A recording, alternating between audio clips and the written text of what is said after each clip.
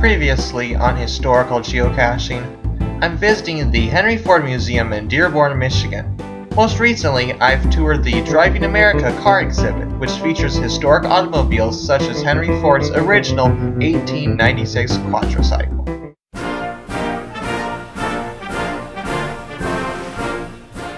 And welcome back everybody to another exciting edition of Historical Geocaching on the Road with geocacher Tan Photobug from Chattanooga, Tennessee.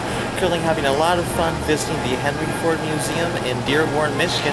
Right now I'd like to show you there's a little bit of a mini exhibit of presidential cars used by past American presidents. So come along to me as I learn some more awesome American history.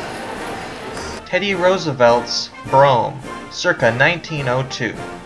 President Theodore Roosevelt was not fond of automobiles and rarely used one.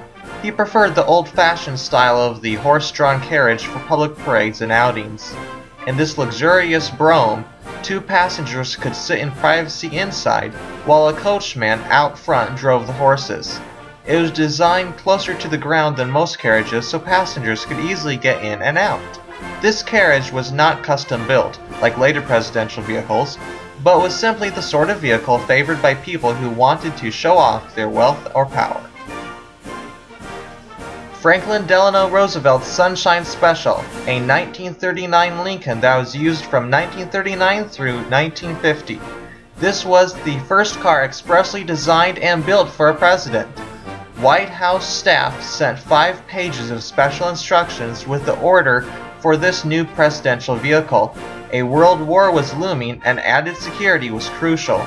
Even more security features were added in 1942 after Pearl Harbor was bombed and the United States entered World War II. Other features of this custom-made car made it easier to lift President Roosevelt in and out, since his legs had become paralyzed from the fearsome and incurable disease of polio. Despite these hardships, President Roosevelt enjoyed riding in public, and the top of his Sunshine Special convertible was often down as he greeted crowds. Dwight D. Eisenhower's Bubble-top 1950 Lincoln, used from 1950 through 1967. This was a stylish convertible to see and be seen in. It was a new era and the old fleet of presidential cars was looking decidedly out of date. President Truman first rode this flashy convertible after it was delivered to the White House along with 9 closed limousines in 1950. President Eisenhower later had the car fitted out with a removable plexiglass top that allowed him to see and be seen even in bad weather. This bubble top soon became the name for the whole car.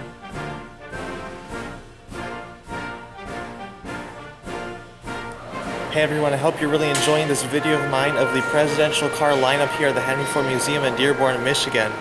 But out of all of these cars in this lineup, I have to say the one behind me is my favorite. It's another sad story, but this is the very car that JFK was assassinated in 1963.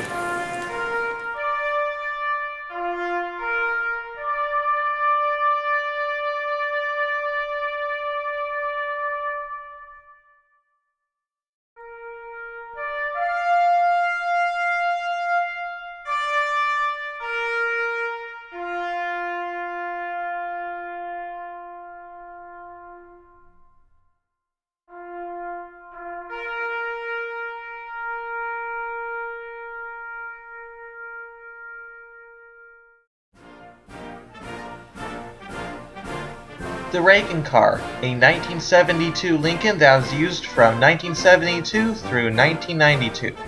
Protecting the president gets serious. This sleek limousine, first used by President Nixon, provided refuge for President Reagan in 1981 after he was shot by the would-be assassin John Hinckley.